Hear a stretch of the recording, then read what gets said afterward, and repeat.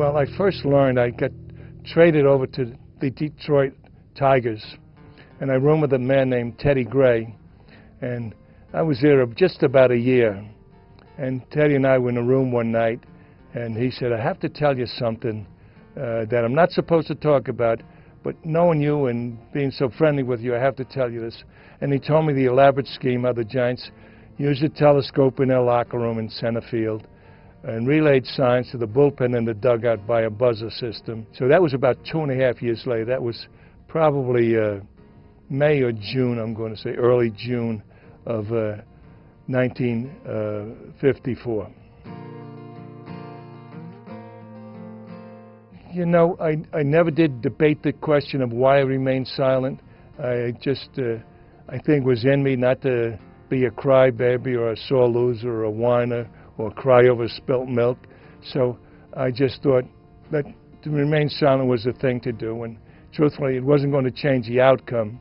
And I'd have to live with it no matter what I said. So I just, whatever my nature was, that was it. I was not going to talk about it until somebody else talked about it. Well, basically, before the home run pitch, you know, I'd see Bobby and just say, how are you? He was a nice man. And then we even went on a barnstorming trip after the season in 1948, and I drove in his car. And then after the home run pitch, you know, and I didn't know they were stealing the signs, and I met him a few times, and it was fine. But once I met him and knew that they had done the most despicable thing in the history of the game, to go off the field and hook up a buzzer system and look through a telescope, you know, I was not very friendly with Bobby. And then we started to do some card shows in the 80s, and I got to realize, you know, he was only a private. The generals made this decision.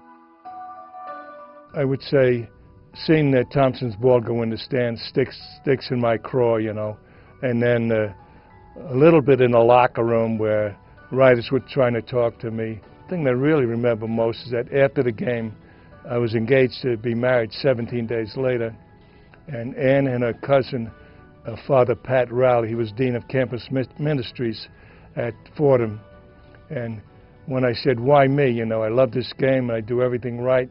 And he said, God chose you because he knew your faith would be strong enough to bear this cross.